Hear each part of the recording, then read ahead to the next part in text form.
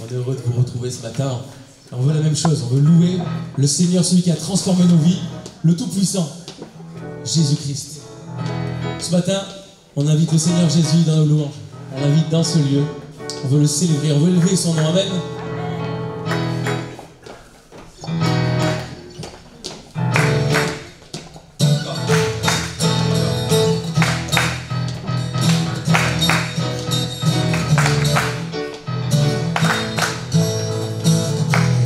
Désirons, Seigneur, une seule chose aujourd'hui.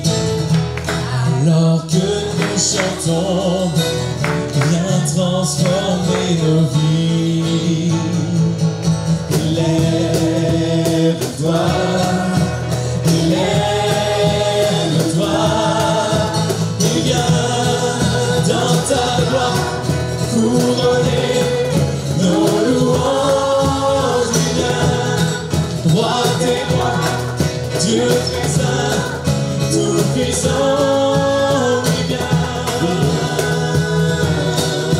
Seigneur, oui bien, Seigneur. On reprend, nous désirons, Seigneur. Nous désirons, Seigneur, une seule chose aujourd'hui. Alors que nous chantons, viens transformer nos vies. Lève-toi, lève-toi, lève-toi. Viens dans ta gloire couronner nos louanges. Viens, roi des rois, Dieu très saint, tout-puissant, oui bien, Seigneur, oui bien, Seigneur.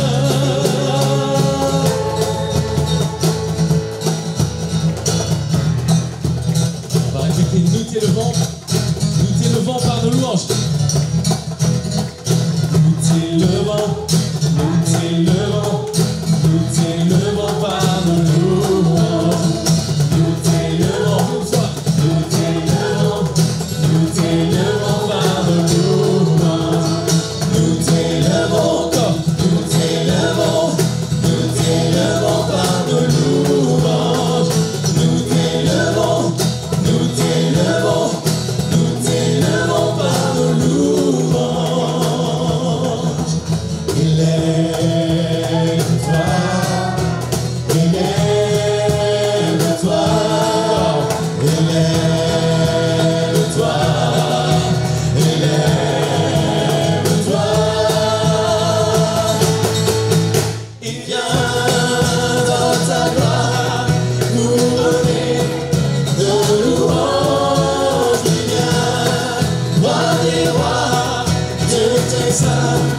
Tout-puissant, oui bien, Seigneur, oui bien, Seigneur.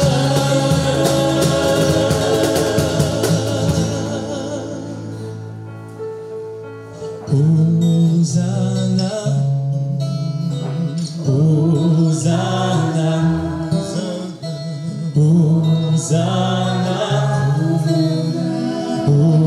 Hosanna,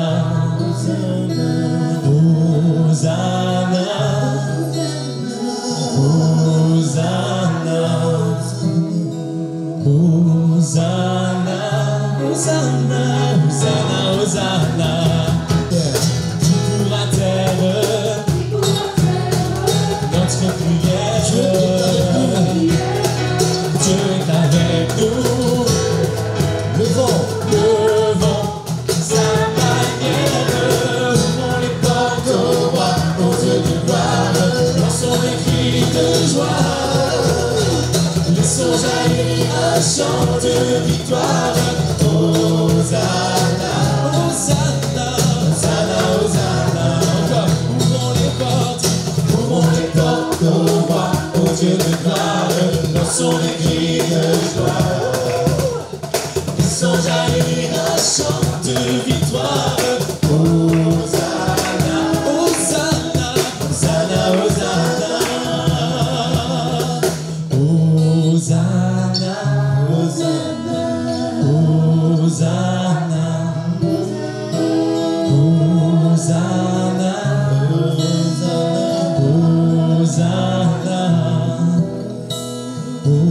Hosanna, Hosanna, Hosanna, Hosanna, Hosanna.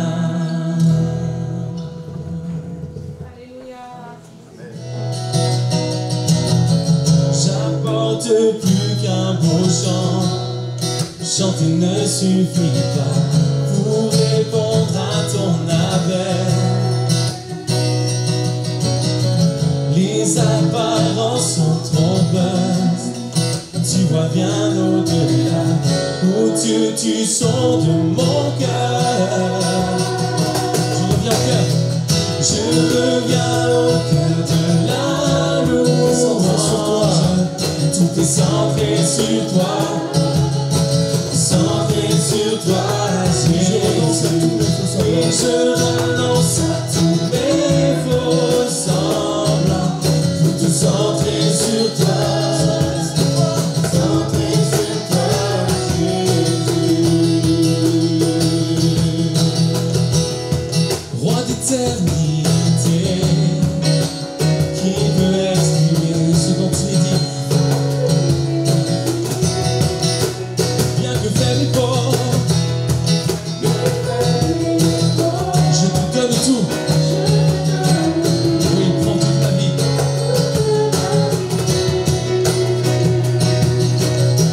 J'apporte plus qu'un bon chant. Chanter ne suffit pas pour répondre à ton appel. Les apparences sont trompeuses. Tu vois bien au-delà. Oh Dieu, tu sondes mon cœur. Je reviens au cœur de la louange. Tout est centré sur toi. Centré sur toi, Jésus. Oui, je renonce à tous mes faux semblants. Pour tout centrer sur toi.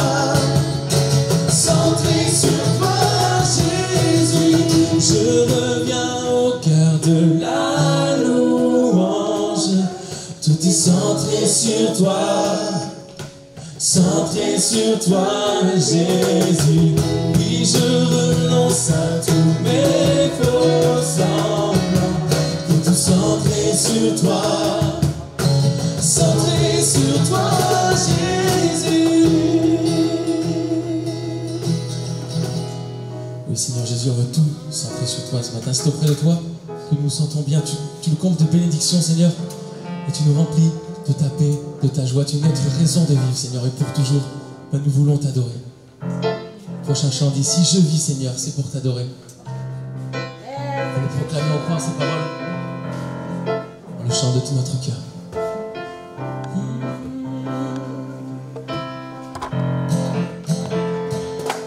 Je contemple ta sainteté.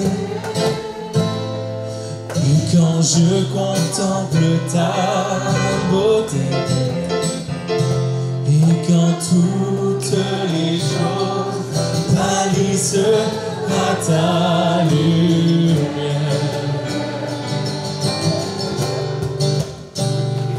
quand j'ai trouvé la joie près de ton cœur, quand je m'enveloppe de ton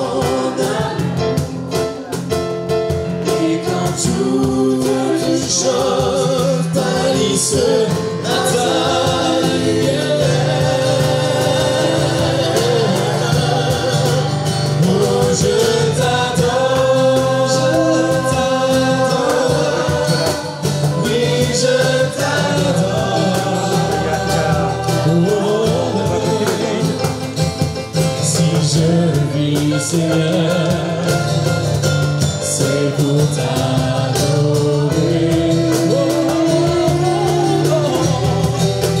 Oh, je t'adore.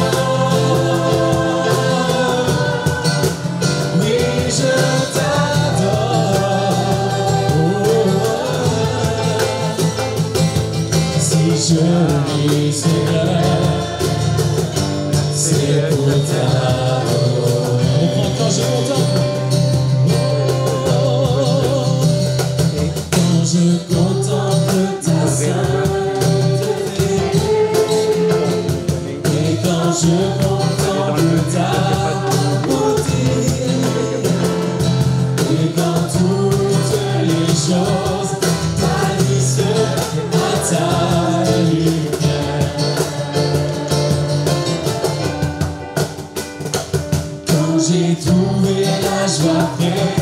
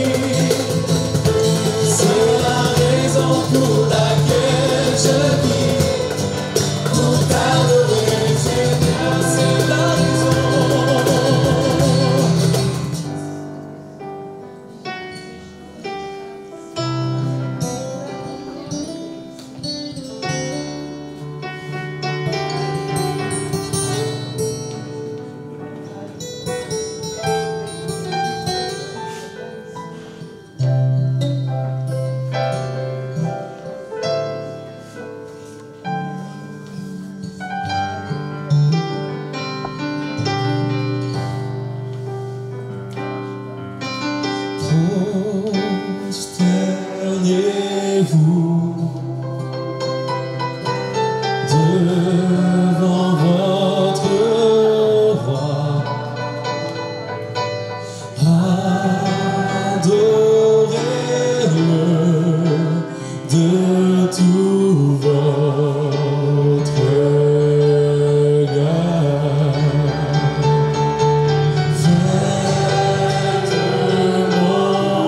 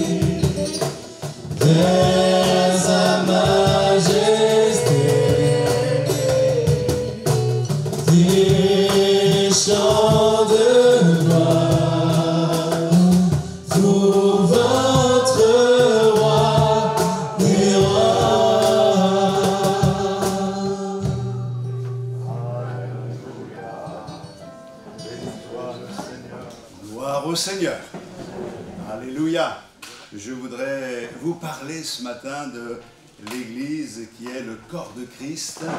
Nous allons lire dans 1 Corinthiens au chapitre 12.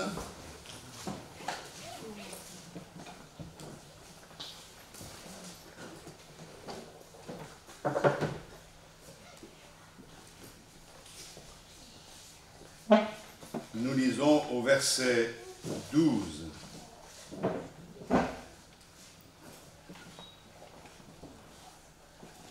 Or, comme le corps est un et a plusieurs membres, et comme tous les membres du corps, malgré leur nombre, ne forment qu'un seul corps, ainsi en est-il de Christ. Nous avons tous, en effet, été baptisés dans un seul esprit pour former un seul corps, soit juif, soit grec, soit esclave, soit libre, et nous avons tous été abreuvés d'un seul esprit. Ainsi le corps n'est pas un seul membre, mais il est formé de plusieurs membres. Amen. Seigneur, éclaire-nous et permets-nous de saisir la place que tu assignes à chacun dans ce corps mystique dont toi tu es la tête. Seigneur, nous voulons dépendre de toi et être plongés dans cette réalité ce matin. Nous voulons en être conscients et voir en même temps quelles sont nos responsabilités, et Seigneur, quels sont nos devoirs, mais aussi quels sont nos privilèges. À toi soit toute la gloire dans le précieux nom de Jésus. Amen. Amen. Gloire au Seigneur. Il est vrai que dans le texte que nous venons de lire, il y a un verset qui est difficile à comprendre et qui a fait couler beaucoup d'encre et également beaucoup de salive. Il s'agit de ce verset 13 que je voudrais vous lire dans une autre traduction pour que vous ayez une autre vue de ce qui a été inspiré, car c'est dans, ou bien par, un seul esprit que nous tous, pour former un seul corps, avons tous été baptisés, soit juifs, soit grecs, soit esclaves, soit libres, et nous avons tous été abreuvés d'un seul esprit. Voyez-vous, quand on lit d'une manière un peu superficielle, on aurait tendance à penser que tous ceux qui sont convertis sont baptisés du Saint-Esprit. Or, ça ne correspondrait pas à la doctrine que nous chérissons et qui nous montre qu'il y a la rencontre avec Dieu, la nouvelle naissance où Dieu, par son Esprit, vient faire sa demeure en nous, et il y a aussi cette expérience que le Seigneur veut accorder à tous. La promesse est pour tous, le baptême dans le Saint-Esprit. Et certains, s'attachant à ce verset dans la manière où il a été écrit, nous avons tous en effet été baptisés dans un seul esprit pour former un seul corps. Regardez la position dans la Bible, la Colombe en particulier, ou d'autres, car c'est dans ou par un seul esprit que nous tous, pour former un seul corps, avons été baptisés, juifs, grecs, esclaves, libres, et nous avons tous été abreuvés d'un seul esprit. Les exégètes les plus confirmés, les plus compétents, s'accordent pour dire que ce texte veut dire que le Saint-Esprit nous baptise dans le corps. Est-ce que vous avez déjà entendu parler du baptême dans le corps? Lorsque nous nous convertissons, lorsque nous faisons l'expérience de la nouvelle naissance, le Saint-Esprit nous plonge dans l'Église. Il nous baptise dans le corps qui est le corps de Christ, et cela pour que nous en comprenions la dimension. Ça peut peut-être un peu surprendre, puisqu'on n'a pas trop l'habitude de s'attacher à ce genre de raisonnement, mais c'est cohérent, c'est en harmonie avec le contexte. En effet, l'apôtre Paul souligne dans les textes qui précèdent et qui suivent l'importance d'être intégré au corps de Christ pour pouvoir servir le Seigneur, exercer les dons que le Seigneur nous accorde et en même temps les ministères que le Seigneur donne à son Église, qui peuvent être des ministères dont on connaît le nombre, et qui peuvent être aussi des ministères locaux qui doivent aussi être exercés avec des dispositions de cœur qui honorent le Seigneur, car pour servir le Seigneur, il faut avoir des cœurs authentiques, vrais, et correspondre à ces critères que le Seigneur nous a laissés dans sa parole. Alors, il n'est pas du tout étonnant que le Saint-Esprit puisse baptiser ceux qui croient réellement, ceux qui ont la vraie foi dans le corps, c'est-à-dire dans l'Église. Ça concerne notre intégration dans l'Église, notre attachement à l'Église, notre amour pour l'Église, l'assimilation à l'Église en vue de participer à la vie de l'Église. Et nous savons que l'Église n'est pas un bâtiment, heureusement. Nous avons autre chose à offrir au Seigneur ce matin. Le Seigneur n'habite pas dans des maisons faites de main d'homme, mais il a accepté de faire sa demeure en nous. Et dans la Bible, le concept d'église-bâtiment n'existe pas. C'est l'Église qui est le corps de Christ. Alors il y a l'Église universelle, mais l'Église universelle passe par l'Église locale. Et c'est notre Église. C'est une Église naissante, mais c'est une Église. Et le Seigneur est présent en nous, mais il est présent au milieu de nous. Nous ne sommes pas assemblés pour combattre les autres, nous sommes assemblés pour honorer le Seigneur, servir Dieu et offrir à Dieu nos vies pour qu'il puisse nous utiliser de la bonne manière et que des âmes se convertissent. C'est vraiment ce que nous désirons de tout notre cœur. Être ainsi par le Saint-Esprit, plongé, baptisé dans le corps de Christ, nous évite de devenir des électrons libres. Aujourd'hui, c'est un petit peu à la mode où chacun veut faire ce qu'il veut sans dépendre de personne. Et l'idée de l'Église, et surtout de l'Église locale, a complètement disparu pour certains. Et c'est vrai que la crise aussi sanitaire a favorisé cette idée ou a encouragé cette idée. Et c'est dommage parce qu'il est quand même doux et agréable pour des frères de demeurer ensemble et de pouvoir inscrire notre action dans cette orientation que le Seigneur nous donne, à savoir qu'il a confié à chacun, mais il a confié à chaque Église des missions, des services pour l'avancement de son royaume. Il ne s'agit pas donc, quand on est plongé dans le corps de Christ, de se poser la question de savoir ce que ça peut rapporter. Et souvent, on calcule de cette manière-là, ça me rapporte quoi? C'est vrai que si on se posait la question, nous, depuis quelque temps, on pourrait se dire, ça nous rapporte quoi?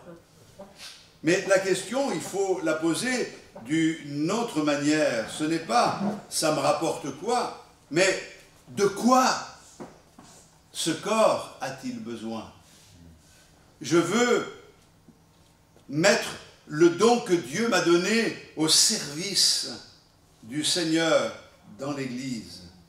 La Bible nous dit dans 1 Corinthiens 12 et le verset 27, « Or vous constituez ensemble le corps de Christ, et chacun de vous, pris à part, la parole vivante, en est un membre ou un organe auquel Dieu a assigné sa place et sa fonction. »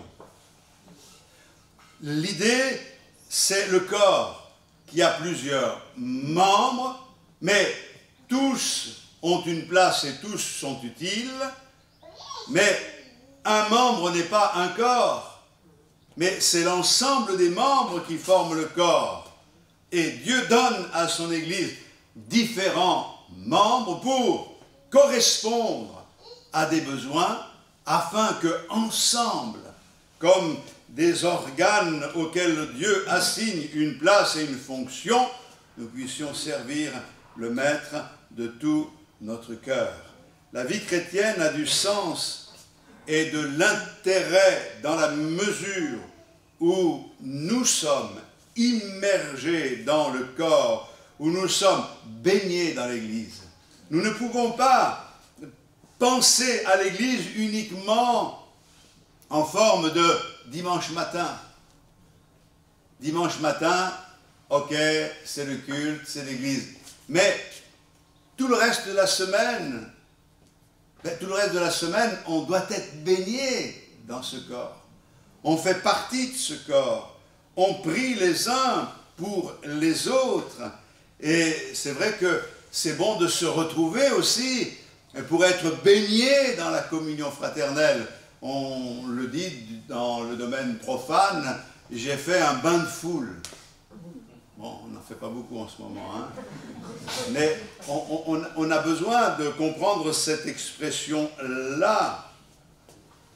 En revanche, il est dit, nous avons été abreuvés d'un seul esprit. Et là, nous pouvons dire que c'est une référence, ça peut désigner le baptême dans l'esprit, l'onction que Dieu nous accorde et les suites qui sont données par cette onction qui nous est accordée. Qui veut dire que le Saint-Esprit, à la conversion, ne nous a pas baptisés du Saint-Esprit, mais nous a plongés, baptisés dans le corps, pour pouvoir aussi, ensuite, nous abreuver. Et nous avons besoin d'être abreuvés, nous avons besoin d'être baptisés du Saint-Esprit, nous avons besoin de demander au Seigneur et d'aspirer après les dons spirituels afin qu'ils soient exercés.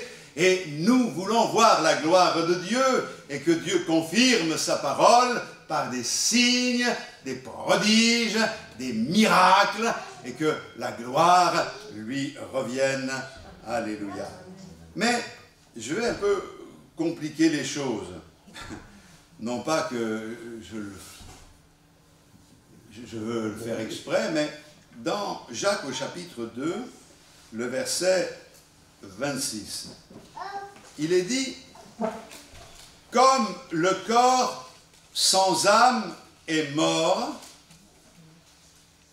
de même la foi sans les œuvres est morte. » On connaît ce texte de l'Écriture.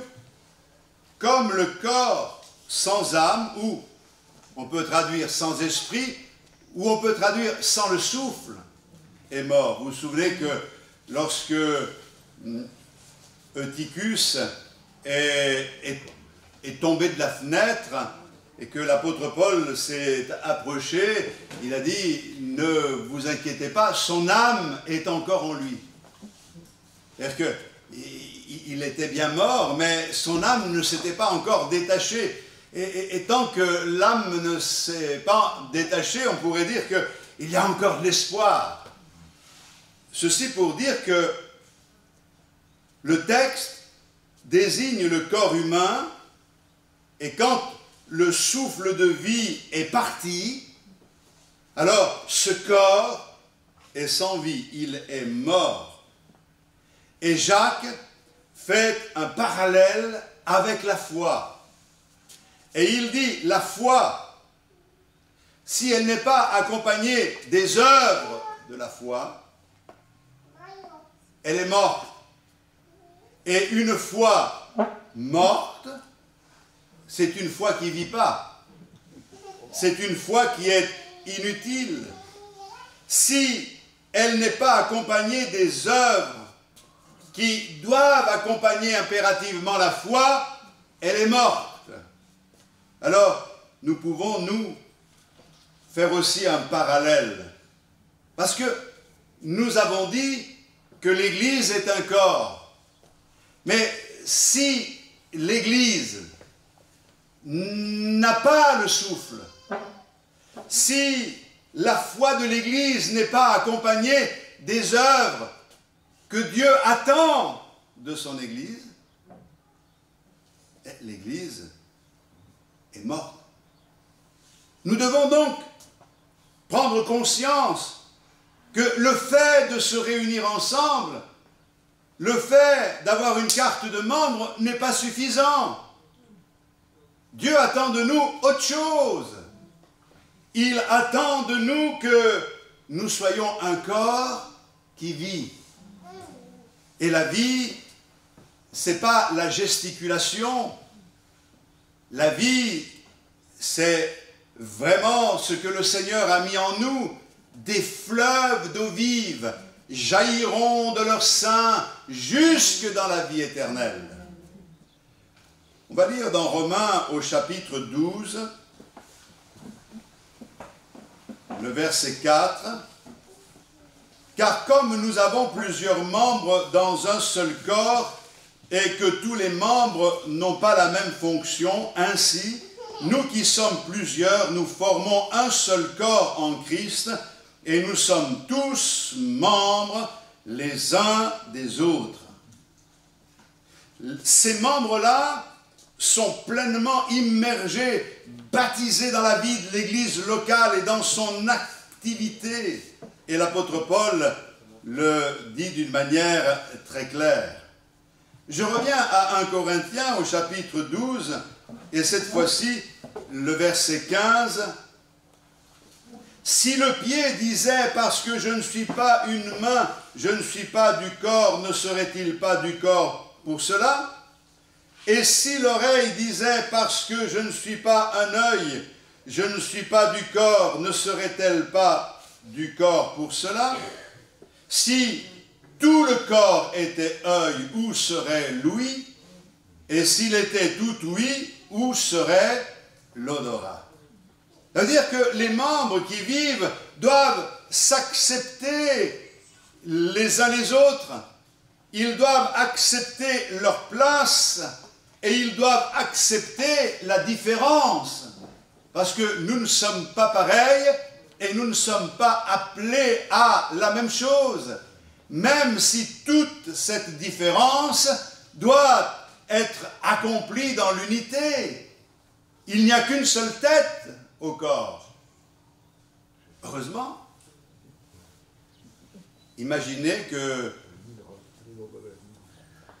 il y a des maladies comme cela où justement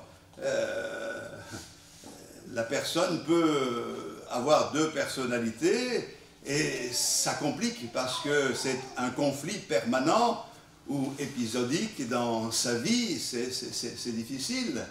Mais imaginez que je commande à la main de faire quelque chose, prends la Bible, mais que d'un seul coup, cette main, au lieu de prendre la Bible, la jette. Vous diriez, il y a quelque chose qui ne va pas. Il y a une réalité, c'est que l'impulsion vient de la tête. Et la main, elle peut faire ce que la tête dit si la vie coule en elle, si justement elle n'est pas morte. Cet homme qui avait une main morte, le Seigneur lui dit « Tends la main, comment tu veux que je fasse ?» Elle est morte. Mais sur la parole du Seigneur, il le fait, le miracle se produit, gloire au Seigneur. Nous, mes frères et sœurs, nous ne devons pas chercher la place des autres, nous devons prendre notre place. Mais notre place, nous devons la prendre et nous devons l'accepter. Et nous devons être utiles au verset 18. Si tous étaient un seul membre, où serait le corps? Parce qu'au verset 18, Dieu a placé chacun des membres dans le corps comme il a voulu. Et c'est intéressant de pouvoir réaliser cela. Nous devons nous reconnaître et accepter tous les membres du corps et accepter notre place. Et au verset 20, maintenant donc, il y a plusieurs membres et un seul corps. L'œil ne peut pas dire à la main, je n'ai pas besoin de toi, ni la tête dire aux pieds, je n'ai pas besoin de vous. Nous avons besoin les uns des autres. Et ça, c'est quelque chose d'extraordinaire. Tous les membres, tous les organes du corps forment un seul corps. Et le Seigneur nous livre tous à l'activité qui consiste à l'avancement de son royaume. Nous sommes là pour poursuivre la mission que lui a engagée, initiée, il y a 20 siècles. Et il dira, vous ferez les œuvres que j'ai faites et vous en ferez de plus grandes. Nous ne sommes pas ici pour nous combattre les uns les autres. Nous sommes ici parce que nous avons des convictions.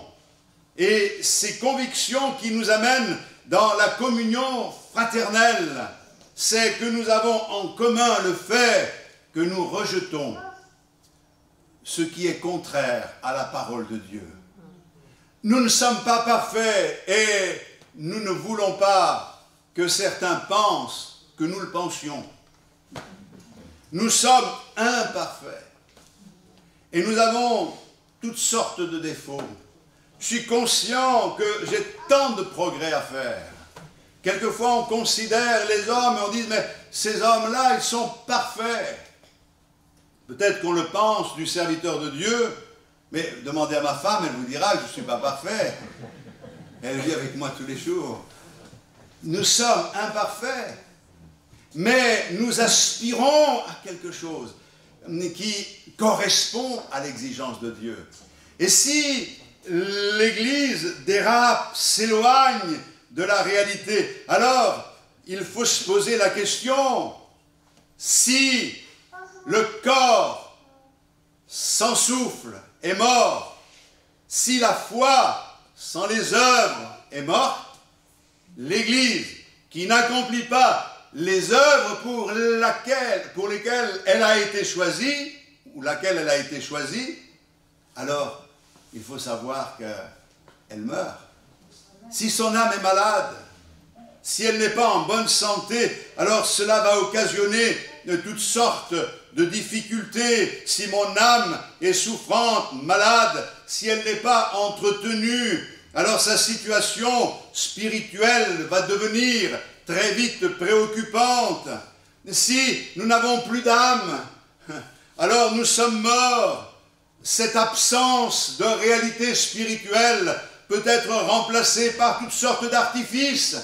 Et c'est l'histoire qui nous raconte cette réalité, car bien des mouvements se sont levés, mais où sont-ils aujourd'hui quand on réalise ce que le Seigneur a donné à l'Église? À l'origine, nous voulons garder ce que le Seigneur a donné et vivre une vie qui est une vie qui vaut la peine d'être vécue. L'âme de l'Église résulte de ce souffle qui anime l'Église. Et c'est justement cette mentalité qui règne dans l'Église, c'est l'identité qui est donnée à l'Église, c'est le caractère de l'Église, c'est les dons de cette Église, les particularités de cette Église, les traits de la personnalité de cette Église. Car même si nous avons une vérité, nous avons des caractères différents. Nous avons des personnalités différentes. Et ce qui est vrai pour chaque personne est vrai aussi pour chaque église. Mais au bout du compte, avec des personnalités différentes, nous nous complétons pour aller dans le même sens afin d'offrir à notre Seigneur ce qu'il attend de chacun d'entre nous. Vous vous souvenez de ce glorieux miracle raconté dans Ézéchiel au chapitre 37, qui est en relation avec le peuple d'Israël, quand le prophète est conduit dans une vallée remplie d'ossements. Il y en a partout. C'est la vallée de la mort. Et le Seigneur parle au prophète et lui dit, « Ces eaux pourront-ils revivre ?» Alors lui, il répond prudemment, « Seigneur, tu le sais. Tout est possible à toi, Seigneur, mais honnêtement, si c'est vers cela que tu vas, ça va être dur. Hein? Vous n'avez jamais dit ça, vous? Lorsque vous aspirez à une résurrection, à quelque chose de glorieux, une transformation particulière, vous vous dites, ces eaux pourront-ils revivre? Je me suis trouvé en tant que serviteur de Dieu face à des situations où j'avais l'impression que le Seigneur me posait la question, ces eaux pourront-ils revivre? Seigneur, je vais prier pour eux, hein, mais je ne sais pas s'il y a une possibilité, il n'y a que toi qui peux faire quelque chose. Vous n'avez jamais eu ce sentiment, reconnaissons nos limites, on n'est pas là, on dit oui, Dieu. Parce qu'il y en a, Dieu peut tout, Dieu peut tout, Dieu peut tout. C'est vrai que c'est bon de le confesser, mais ce qui est important, c'est de le voir, c'est de le constater. Eh bien, le miracle se produit au moment où le prophète accepte de prophétiser à ces eaux, c'est-à-dire par le moyen de la parole, la puissance de vie va commencer son œuvre. Et les eaux commencent à bouger. Enfin, j'aurais pas aimé être à la place du prophète, hein, de voir ces os qui commencent à bouger, ces squelettes qui se forment, et puis de voir ensuite la chair qui croît, les nerfs qui se forment, la peau qui recouvre, et puis voilà, maintenant, cette vallée, elle est remplie de corps morts. Des corps qui sont morts. Je ne sais pas ce qui est le plus impressionnant, des squelettes ou des corps morts. Mais quelle différence entre le squelette et le corps mort? On ne peut rien faire. Le corps mort, s'il ne reçoit pas la vie, il va se redécomposer et redevenir squelette. Ce que je veux dire par là, c'est qu'il a fallu une action différente. Viens, esprit, souffle des quatre vents sur ces corps et qu'ils vivent. À savoir que ce n'est pas le tout de former un corps. Ce que nous voulons, c'est vivre. C'est la vie qui empêche la décomposition. C'est la vie et qui nous permet d'avancer. C'est la vie que le Seigneur nous donne. Alors, on pourrait dire, mais on a la vie, on a reçu la vie. C'est formidable. Mais si je fais le parallèle avec le texte que nous avons lu, un corps sans les œuvres meurt. Devons nous attacher non seulement à vivre, mais à vivre en conformité avec ce que nous lisons dans les Saintes Écritures et que le Seigneur a placé devant nous. Alléluia. Chaque membre, vous êtes une partie du corps. Et le Seigneur nous considère comme tels.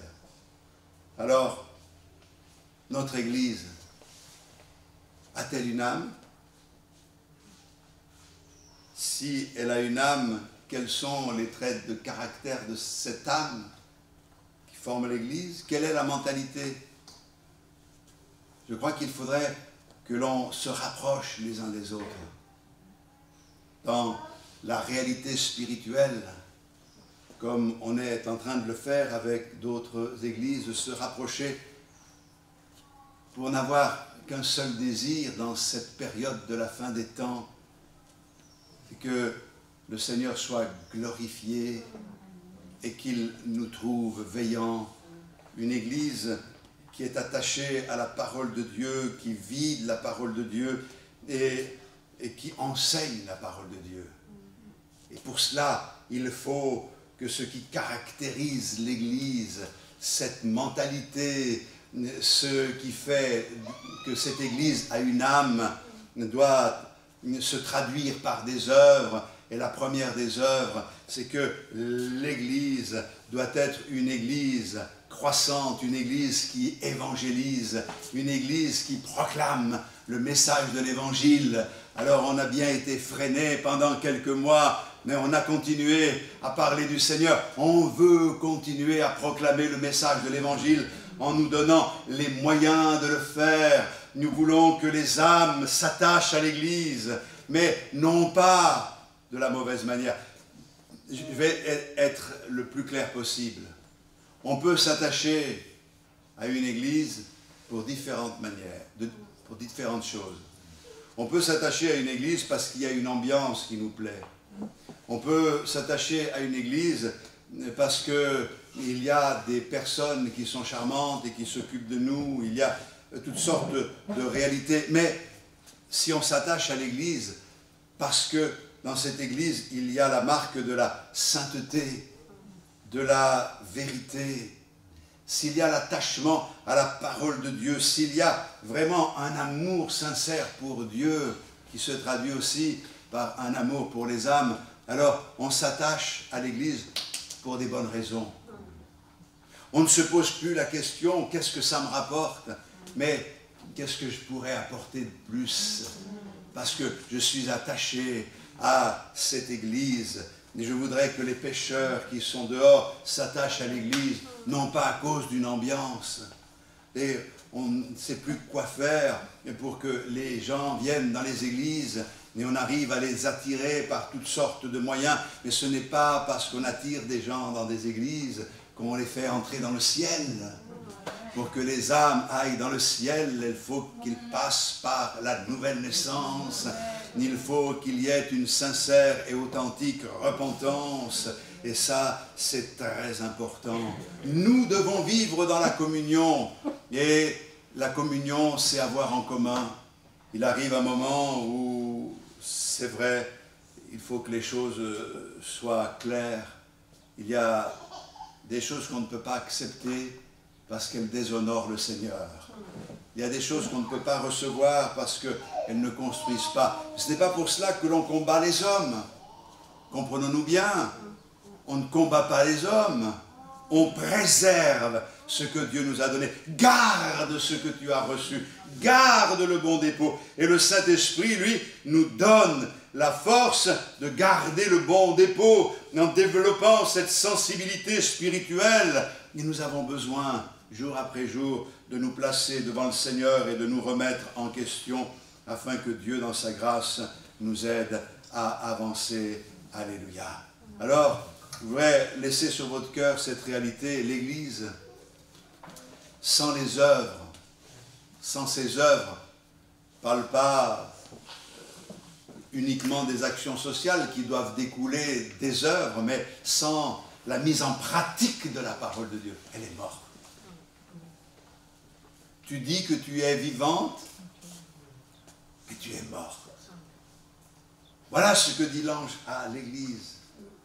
Et nous ne voulons pas entendre cette phrase-là.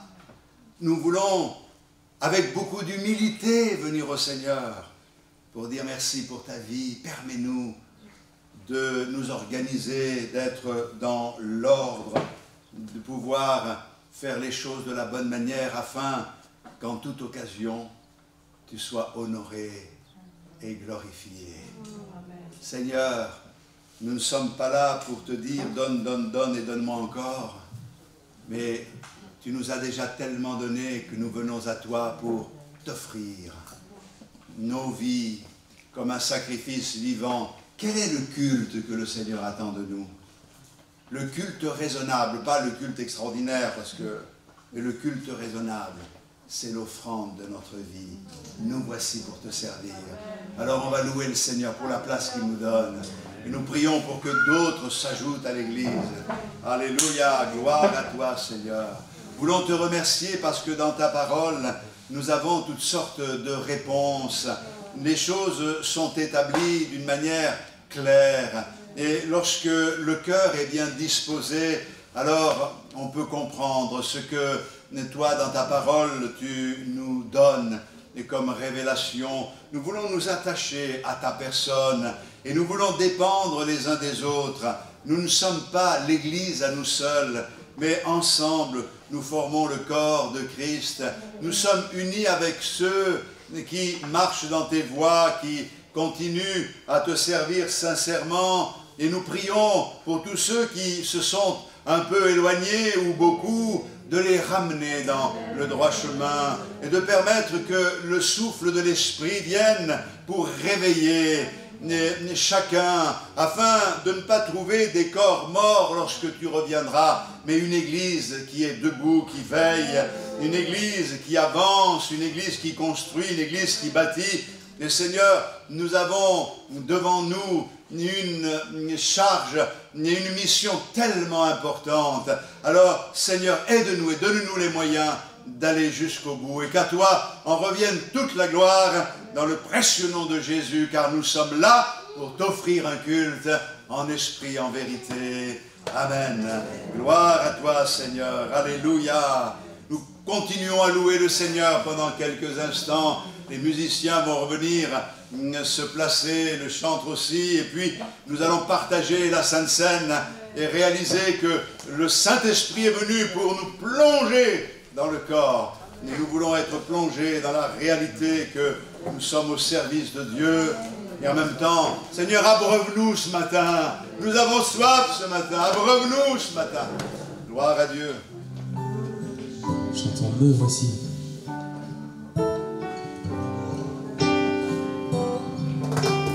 Me voici, je m'abandonne à toi. Me voici, prêt à te servir.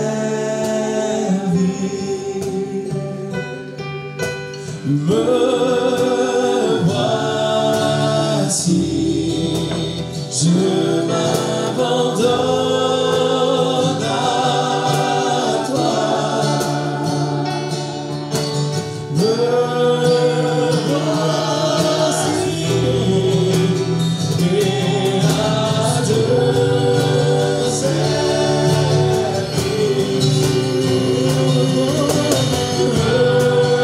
Me voici, je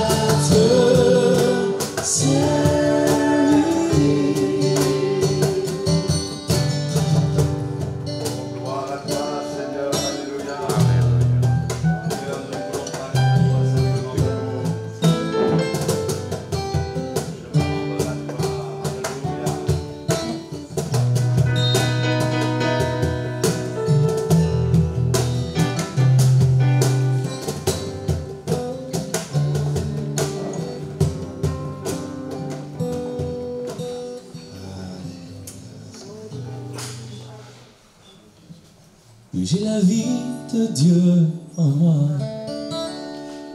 J'ai la vie de Dieu en moi.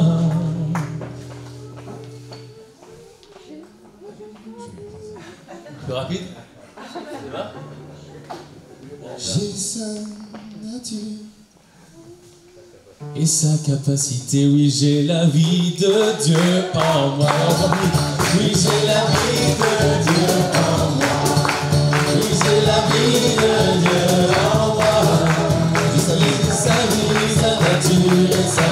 facile, oui, j'ai la vie de Dieu en moi. Oui, j'ai la joie de Dieu en moi. Oui, j'ai la joie de Dieu en moi. Oui, j'ai sa joie, sa nature et sa capacité. Oui, j'ai la joie de Dieu en moi. Oui, j'ai l'esprit de Dieu en moi. Oui, j'ai l'esprit de Dieu en moi. J'ai son esprit, sa nature et sa capacité. Oui, j'ai l'esprit de Dieu en moi. Oui, j'ai l'amour de Dieu en moi. Oui, j'ai l'amour de Dieu en moi. J'ai son amour, sa nature et sa capacité. Oui, j'ai l'amour de Dieu en moi.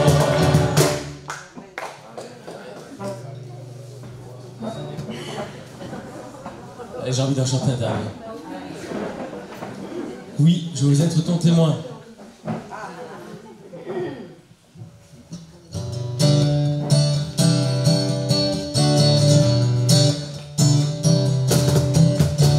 Oui, je veux être ton témoin. Oui, je veux marcher dans tes voies. Oui, je te servirai toute ma vie. Oui, je veux être ton témoin, oui. Je veux marcher dans tes pas, oui.